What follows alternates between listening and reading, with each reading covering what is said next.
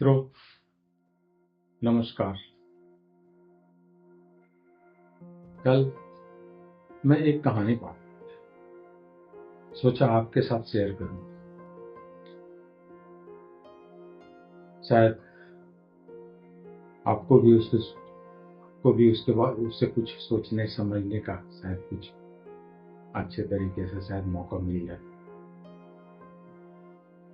एक देवदूत है, परमात्मा की तरफ से उसे आज्ञा हुई है कि जाकर के एक स्त्री का प्राण निकाल के लेकर के आते हैं।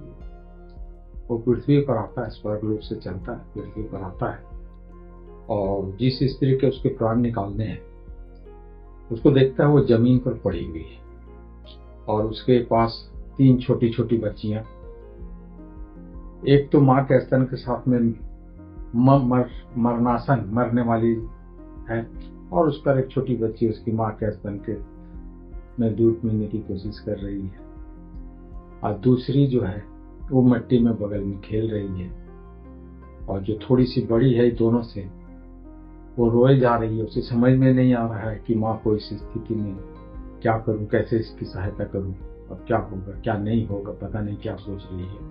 उस स्थिति में रोए जा रही है। वो दूत ऐसी परिस्थिति को देखता है, उसे बहुत तरस आता है कि अगर मैं इस स्त्री को प्राण को लेकर हर लिए प्राण तो इन 3 बच्चियों का क्या होगा, इसका भविष्य कौन देखेगा, कौन इनकी देखभाल करेगा, कौन इसका लालन पालन करेगा, कौन पोषण करेगा। वो परमात्मा की आज्ञा को उल्लंघन करते हुए, आदेश को नहीं मानते हुए वापस चला जाता है तो उसे पूछा जाता है कि क्या तुमने अपना काम किया। तो वो पूरी बात बताता है कि इस तरह से ऐसे जो है सो परिस्थिति में मुझे उन लोगों पर दया ही और मैं अपना काम नहीं कर सका। अब आप मुझे इसके बदले में सजा या पुरस्कार जो देना चाहें दे सकते हैं। तो उन्होंने कहा कि तो तुम परमात्मा से ज्यादा समझदार हो गए हो, तुम देवदूत हो, परमात्मा की आज्ञा का पालन करना तुम्हारा फर्ज था और तुम्हारी कार्रवाई से लगता है तुम परमात्मा से कुछ ज्यादा ही समझदार हो गए हो। तुम परमात्मा की आज्ञा का उल्लंघन करते हो। पुरस्कार के तो तुम हकदार नहीं हो, लेकिन सजा तुम्हें मिलेगी। सजा मिलेगी कि तुम पृथ्वी पर चले जाओ और अपनी ही मूर्खता पर देख करके जब नहीं हंस लोगे, 3 बार हंस लोगे अपने ऊपर, तो तुम्हारी सजा पूर्ण हो जाएगी और तुम वापस आ जाओ। और वो जो है सो उसे वापस पृथ्वी पर भेज दिया जाता है। चले आया है पृथ्वी पर। अब उसके पास में कुछ नहीं, जीवन पहनने के कपड़े तक नहीं। देवलोक में दूसरी तरह के कपड़े हैं, पृथ्वी लोक में दूसरे कपड़े हैं। उसके पास कुछ नहीं। बहुत बुरी स्थिति में, जिस स्थिति में वो इस स्त्री को छोड़ के गया था, लगभग उसी स्त्री की परिस्थिति में स्वयं पर पड़ा हुआ। अब उसके पास में कुछ नहीं है, जीवन पहनने के कपड़े तक नहीं। देवलोक में दूसरे तरह के कपड़े हैं, पृथ्वी लोक में दूसरे कपड़े हैं। उसके पास कुछ नहीं। बहुत बुरी स्थिति में, जिस स्थिति में वो इस स्त्री को छोड़ के गया था, लगभग उसी स्त्री के परिस्थिति में स्वयं पर पड़ा हुआ है। और इस तरफ दूसरी तरफ एक परिवार में एक बंदे को उसकी पत्नी बोलती है, त्योहार आने वाला है तो आप गांव जाओ और गांव जा करके बच्चों के लिए कुछ फल, कुछ खिलौने, कुछ मिठाइयाँ, नए कपड़े इत्यादि लेकर के आओ, ताकि पर्व के दिन, त्योहार के दिन हम लोग अच्छा से मना सके। वो जाता है, उसे रास्ते में वही दूत मिल जाता है, देवदूत। वो उस पर दया आ जाती है।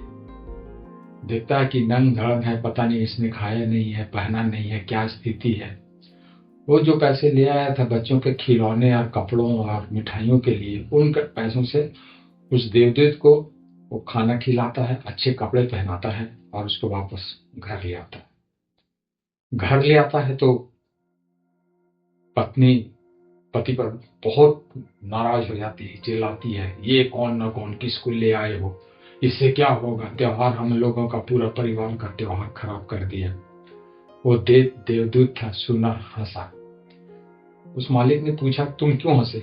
बोले कि बाद में बताऊंगा, ये बताने की चीज नहीं। बात वहीं समाप्त हो जाती है। वो जो व्यक्ति था वो मोची का काम करता था। वो मोची के साथ में रहते हुए वो देवदूत को भी मोची का काम करना पड़ता है, और वो चूंकि देवदूत है, साधारण मनुष्य नहीं है, तो जूते बनाने में इतने निपुण हो जाता है, इतने सुंदर जूते बनाता है कि उसके तुलना में कोई भी अगल बगल गांव तक, बड़े बड़े शहरों तक उसके जूते जो है सो उसके तुलना में नहीं कोई बना पाता है। तो स्वाभाविक है कि जूते दुर्लभ थे, तो उसके खरीदार भी दुर्लभ हो गए। ऐसे दुर्लभ हो गए कि उसके जूते राजा महाराजा या बड़े बड़े व्यापारी, सैनिक, इस तरह के लोग ही खरीद करके उसके जूते पहनते थे। कुछ ही दिनों की बात है, और वो साधारण जो मोची था वो धनपति हो गया, बहुत धनपति हो गया। सब दुख कलेश गरीबी सब मिट गए। देवदूत रहता है, उस घर में रह रहा है, तो उस घर में कलह कलेश भी नहीं होती है, शांतिपूर्वक चलता है।